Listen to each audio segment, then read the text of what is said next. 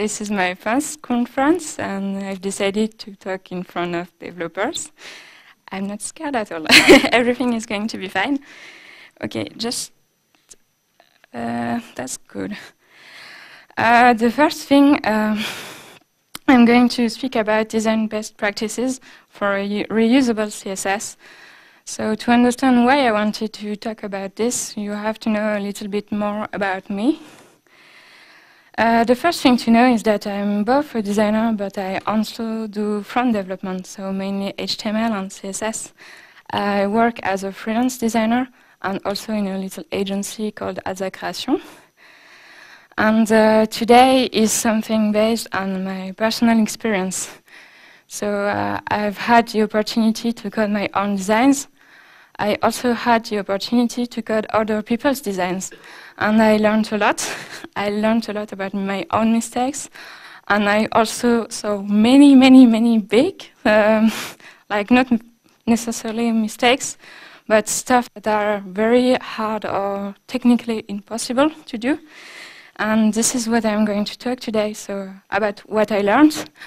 The illustration, I'm not sure you see it, but it's like a cookie with Nutella that seems to work together very nice, and then this in the background is bacon salt. So design and development is something like that. Sometimes you have to test it to know if it will work. Sometimes it will, sometimes it won't. I'm not quite sure this one works. If you want to try it at home, feel free and send feedbacks. So about reusable code and reusable design, I really love the Lego metaphor. This is something that, like, in both works in design and CSS, thinking about the design as like small repeating patterns and then build upon them. Like you got a block, you got another block, you got navigation, you got buttons and stuff like that. And when you put that all together, you've got something that we are going to call a web design.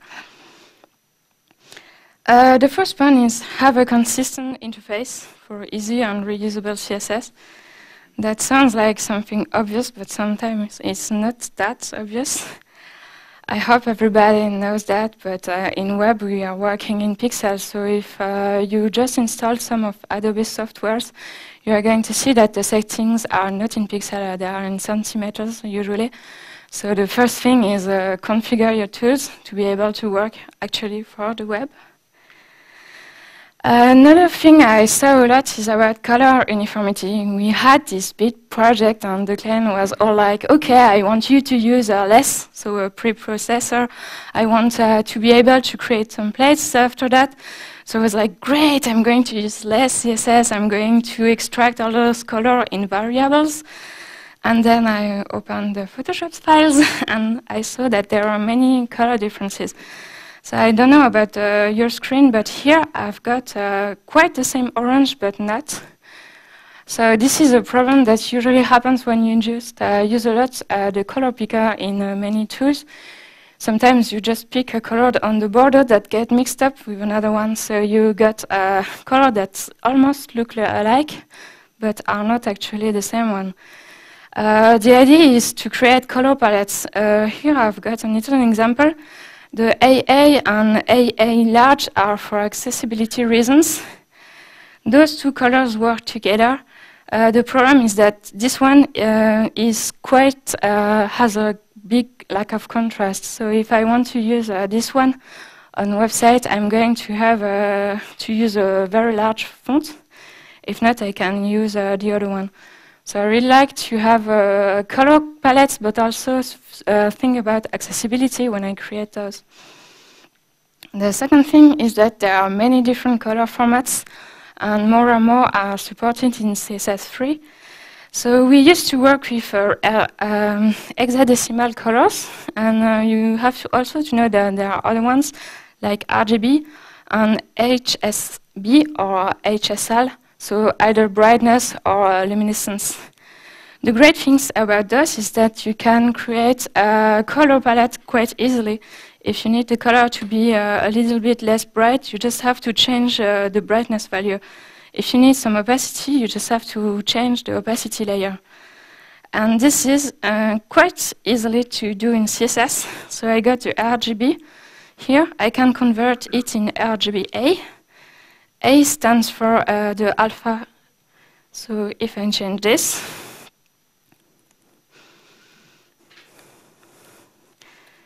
yay. So I have a 50% opacity.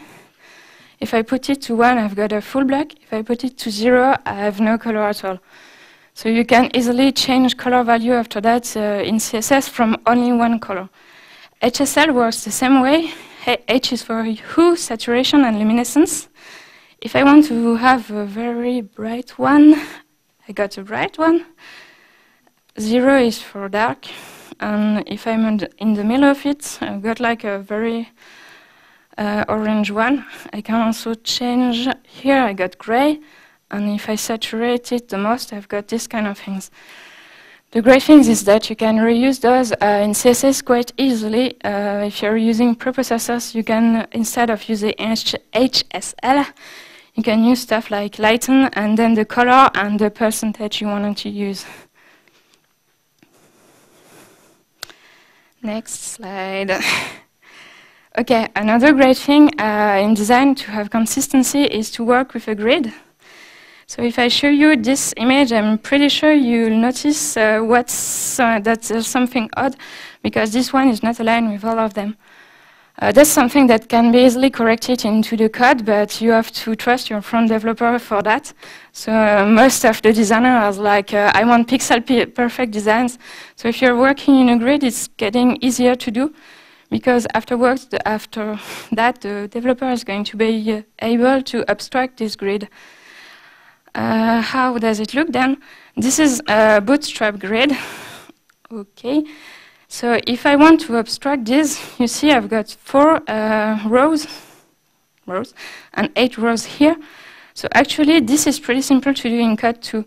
So all the margins are the same, all the paddings are the same. So the more consistency you have, the less code you have to write, because actually you are going to be able to reuse all of this piece of code. Another thing is a consistency of interface buttons. The buttons is mainly what the user is going to have to interact with, so he has to know it's a button. You have to usually call this call to actions.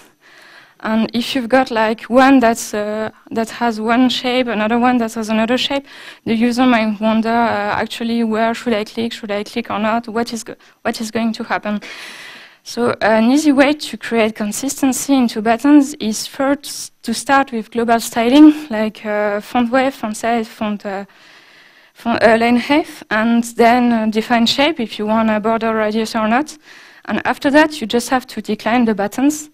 What I really like to do is using gradients in a very easy and maybe lazy way. Like I've got a background color, and then I apply a gradient over it, but it's not a 100% opacity gradient, it's only 10%. Now if I want a green button, I just have to change the background to have it into the green color. If I want a hover effect that has more light, I just have to change the background color here. So I don't have to touch actually the gradient. This way I'm sure that I've got one button, I only change the color and all the other one will kind of look the same. Another important thing I talked about vertical alignment is typography. So usually we try to have the same fonts for most of the headings. Like in my presentation, I'm using Bib and Neu for those headings, and another font for the big ones. If you are going to use too many fonts, first of all, you might confuse the users because he won't know anymore what's the headings, what's not. Also, the front developer is going to have to implement all of those fonts. So he's going to have to change a lot of things. And the great thing to do here is create what is here in the background, so kind of vertical rhythm. Again, if you've got consistency into the line height, the padding, the margin of the font, it's easier then in the CSS to abstract this in CSS classes and then to have to write only one class or two for the whole design.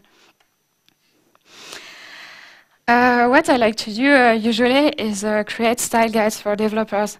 So I think they are able to catch the colors and stuff like that, but it's always easier to tell it to them up front.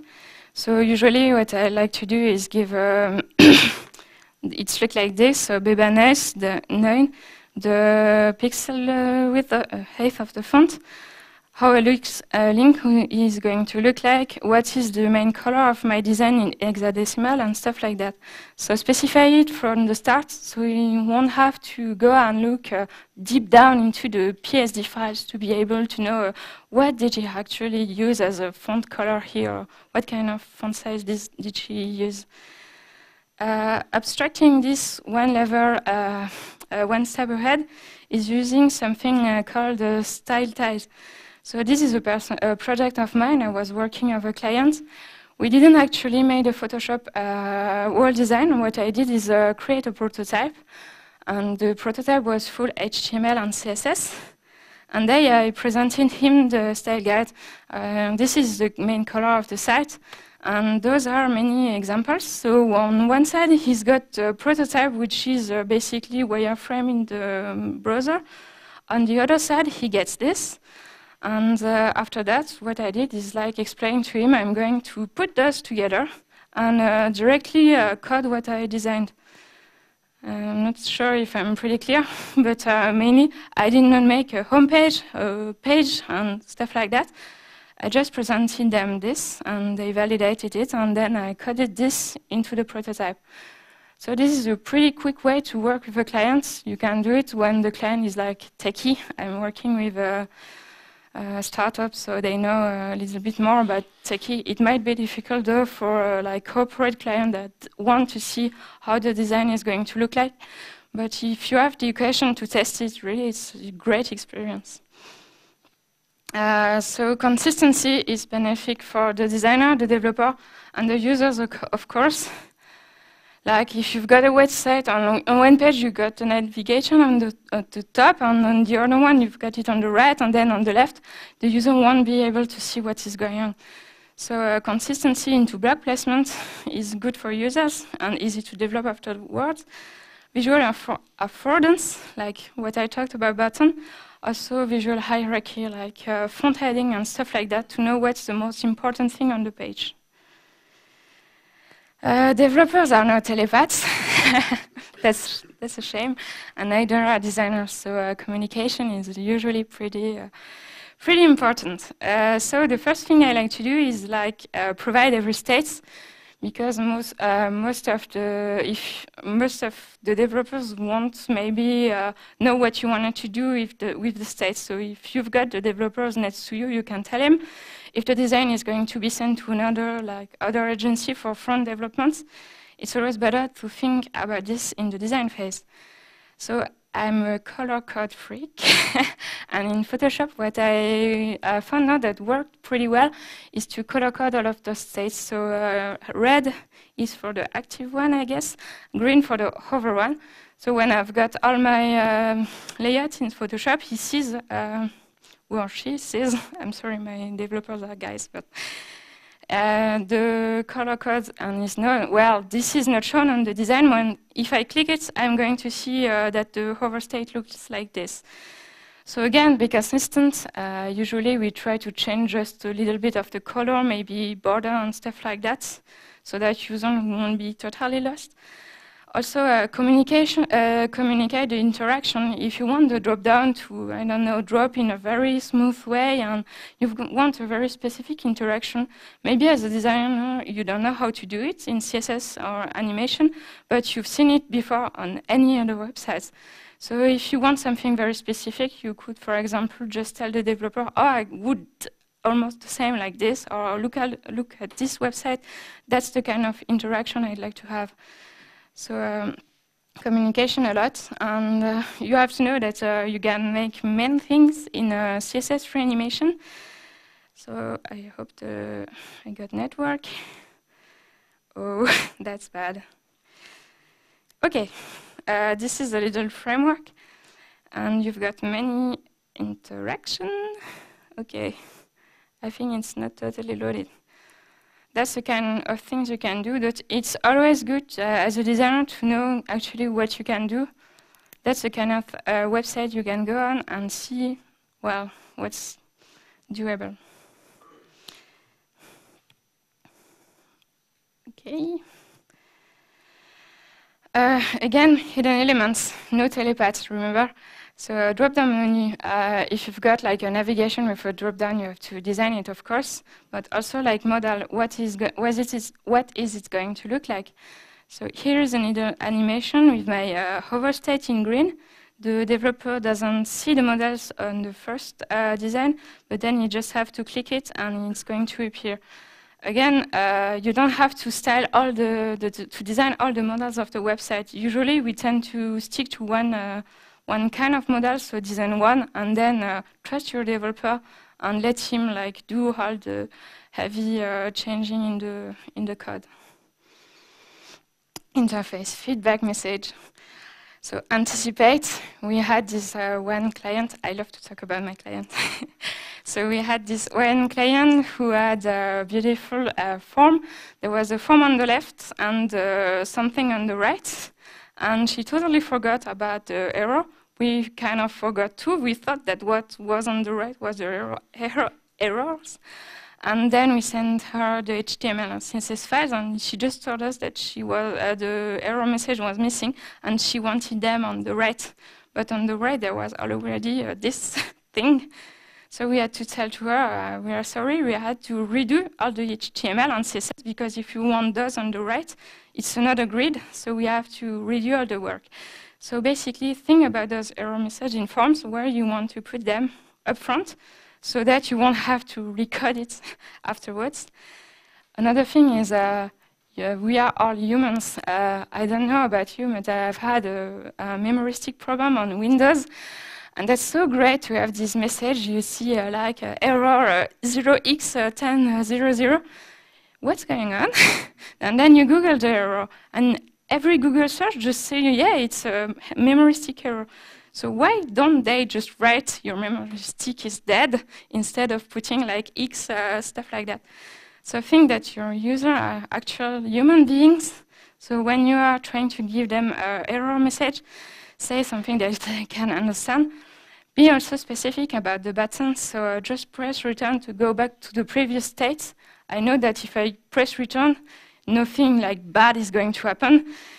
Here, if I click OK, I'm not pretty sure what's going to happen. So again, there were studies that showed that most of the users won't simply read what's written here. So you usually have also to provide explicit button message, like yes or no. You don't really know what's going to happen if you don't read this. If you don't read here, but you see like delete and cancel, and you didn't want to delete it, maybe you will actually click on cancel.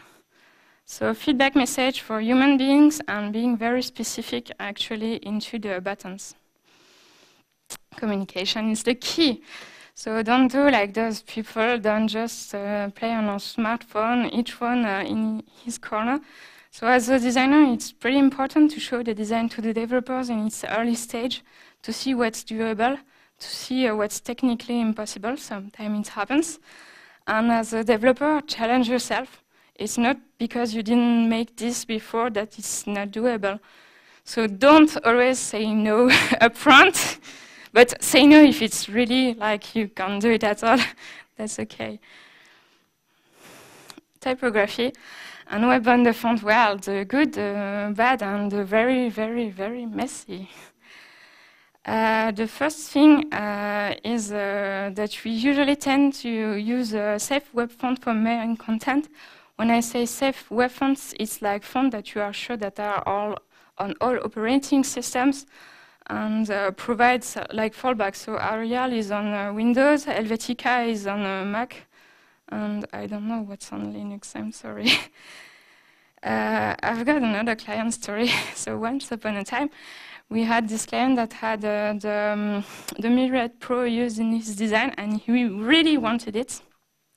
So we explained it to him that it was licensed by Adobe, and that you can't embed it into a web font. But he really wanted it, so we actually said, okay, every user who's going to have it on their computer is going to have it, no problem, but then we have to provide fallback. So we provided Arial and Helvetica as fallback.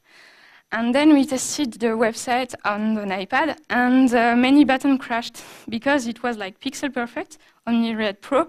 All the buttons just stick together. But if you take a look here, you see that there are big differences actually. Not so big, but on the button it's quite noticeable, I guess. Yeah. So you can easily understand that if one of the two fonts is too big, the button is going to collapse or stuff like that. So what I learned about this project is that you have to test different fonts for the same family and test them all, like put one away and see if all the others still work with the design once it's coded. Also test them on different browsers, test them on different operating systems. Everybody who's got a Mac knows that the fonts are so beautiful, and when you go to Chrome on a computer under Windows, it's so messy. I'm going to show you in the next slide. Also test the fonts on different devices. We just can't rely on what we used to know, like Arial, Helvetica work on those computers. Yeah, but we are no more designing only for computers. So if you can test it in different devices, smartphone, all, other stuff like that, test it up front. Oh, it doesn't look that bad. Okay, so adding exotic fonts, you can do it if you use the font face property. You've got many of those fonts on Google Web Fonts. The problem is that the more different fonts you're going to have to add, the more page load, because you have to actually load each of those fonts. Also, if you are going to do multilingual websites, you have to test all the subsettings. We had this beautiful WordPress template that we bought on Temprest. It all worked pretty great for English language, but the client was French. And then when we put the text into it, all the accents were missing, so the Western languages accents. So this is kind of sad because we had actually to change all the font for the website. So know it up front. If you are going to need some subsetting, make sure the font provides them. And also beware the Photoshop anti-aliasing, because most of the time it's just going to look very beautiful when you use those, and in the browser you will never have this kind of render. So here you've got the same font on Firefox and Chrome on Windows, and you see here that it's the Pacifico font. It's like completely pixelized. It looks very ugly. You can go on this site using Chrome and Microsoft, and it gets pretty messy.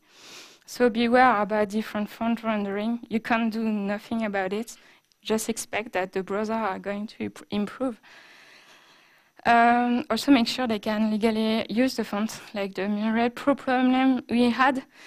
So there are many fonts you can use. There are some you only can use with paid services like Typekit, because those kind of services only provide the font for one website, and you can't like hack into the CSS and get the font on the server side. Units and colors. So using many fonts on only one element is pretty possible. Like in HTML, CSS, you just have to use a span around all the words. The problem is now for the PHP, Python, or Ruby developers, how are you supposed to do those kind of things? If you are like working with WordPress, and the H1 title is like only one block, so you can't actually add the extra markup. So we can basically do whatever we want in HTML, CSS, but then the guy who's going to use the database is going to have to add this extra markup. So make sure it's actually possible. With some CMSs, you might won't be able to. And half pixels don't exist. So this happens a lot when you do like this. You resize a font, and then you've got like this half pixel here. So change it, because you can actually put them into the browser, but then the browser is going to take care of the rounding.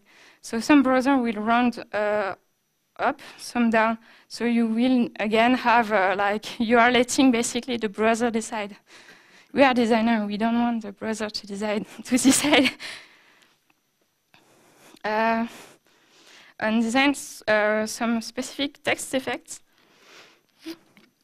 So today you can find many different font styles, like semi-bold, thin, light, condensed, book, and even I think thin, condensed. The problem, you can't use those in CSS. You can't really reproduce those. So what I usually do, I play it safe. I use normal, bold, and the italic. If it's a web font, like here I'm using OpenSsans, you can see that I can embed those using Google Font. So I can kind of fake the semi-bold. I'll have to tell the font that I want a font family OpenSsans semi-bold. So again, I'll have to load the extra font. So you can use them, but always beware the width of the page. Vertical and horizontal font scaling, that's something that made me cry because I love typography. So you can't actually reproduce those, like you just stretch the font in one way and then you stretch it the other way.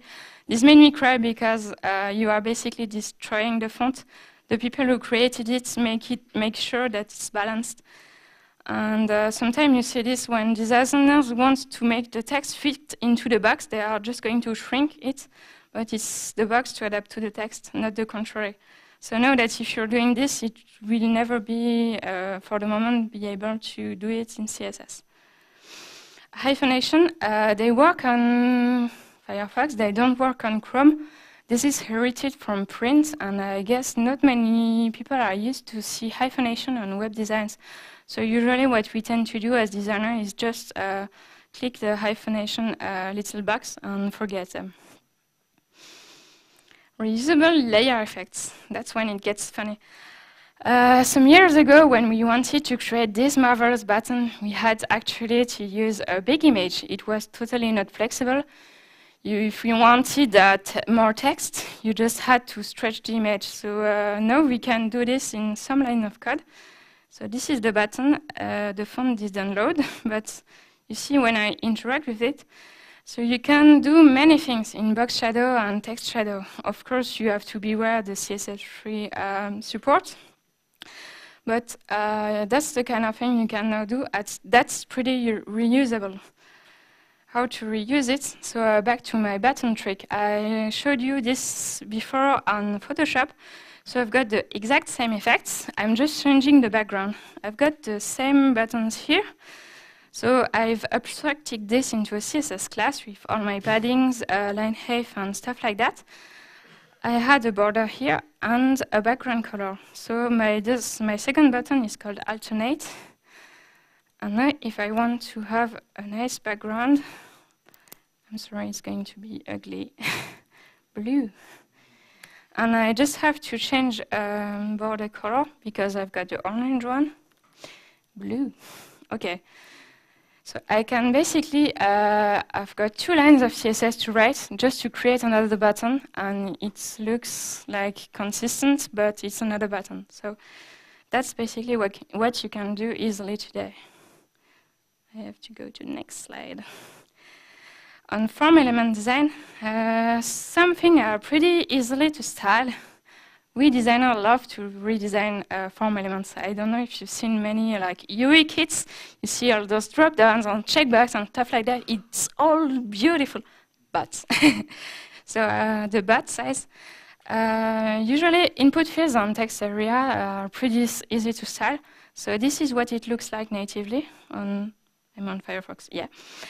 This is something I can do in CSS, so with a focus effect. So I showed you just before how to style buttons. This is also pretty easily to style. Checkboxes you can also style using CSS3. So this is full CSS. I'm just using a little trick to put this one on the other side of my screen and then add something here. Those are like almost easy to style. Now to the messy styling, the drop down, so the select ones. This is what it looks like in many browsers. I know it looks ugly, but the problem if you want to style stuff like that is that you have to basically hide those ones and recreate new HTML using JavaScript. So the problem with this is those are pretty accessible. You can use them with the keyboard and also VoiceOver. To create those in an accessibility way, it's a lot of work actually. The other problem is that these ones, they are pretty well optimized on mobile. So this is what I look on different mobile OSs. They might look a little bit ugly, but for the user, it's pretty usable because they are native components. If you are going to redesign them, you can, but maybe you don't want to redesign them on mobile because you will have to do the work twice. And that's my transition to the mobile world. So we used to design for like 125 for pixels. Nowadays, we have no idea on which device the website is going to be showed.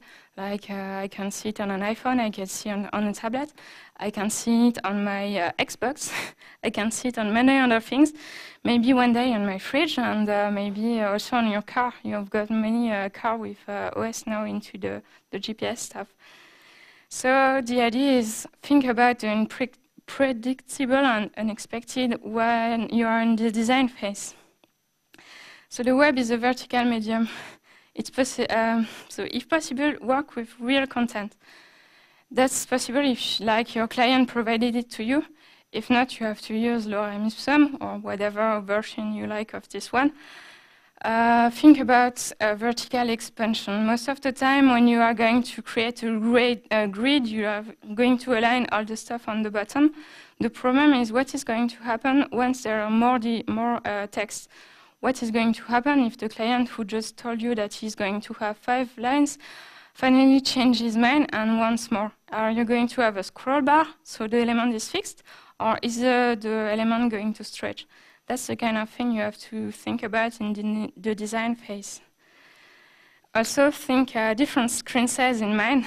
I'm saying think, not maybe design. So it's always easier to think about the mobile in the design phase because it will be cheaper. Changing a decision while wireframing, while designing, is easier than changing them once you've started coding.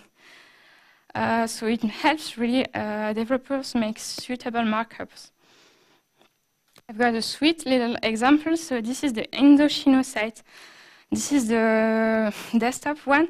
So you've got those elements here, a second navigation here, and a third here. And if you go on the mobile version, like you just resize your browser, this one gets here, this one here, and this one here.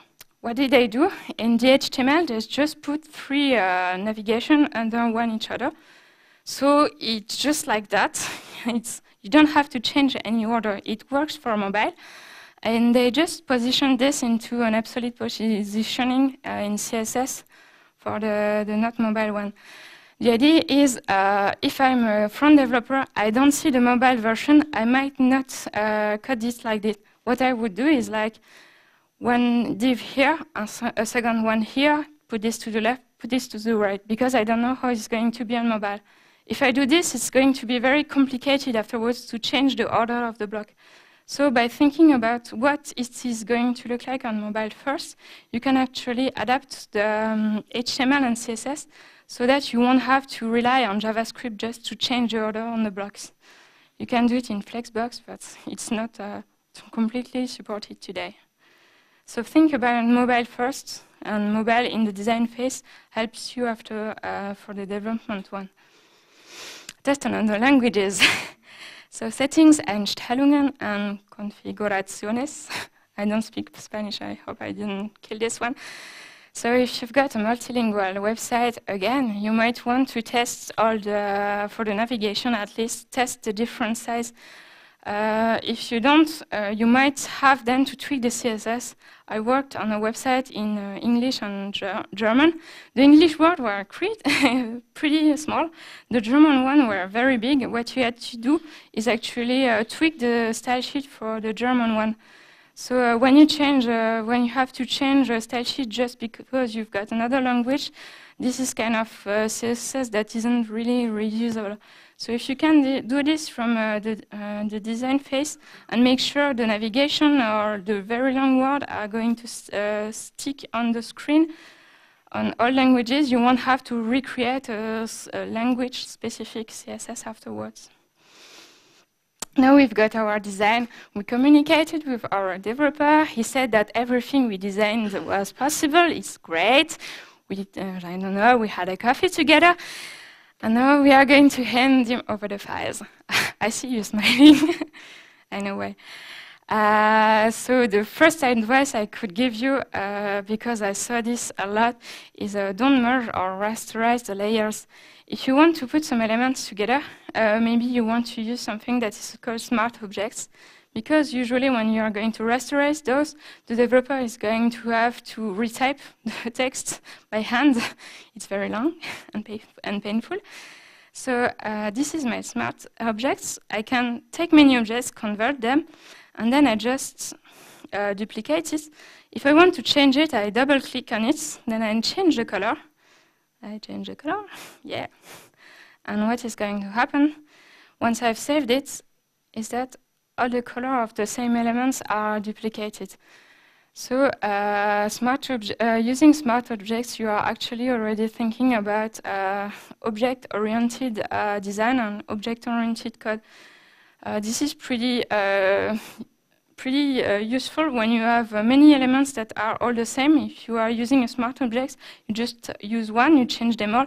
If the client wants a blue button, you can have it easily. It's going to change them all. The last advice I could give you on this one is we are not in the Inception movie, so don't abuse them. You have to double-click to open it, but you can make a smart object in a smart object in a smart object. So if you have to double-click and double-click to finally be able to catch this little sweet icon, it might get a little bit messy. Just take it. Okay. This is also true for images.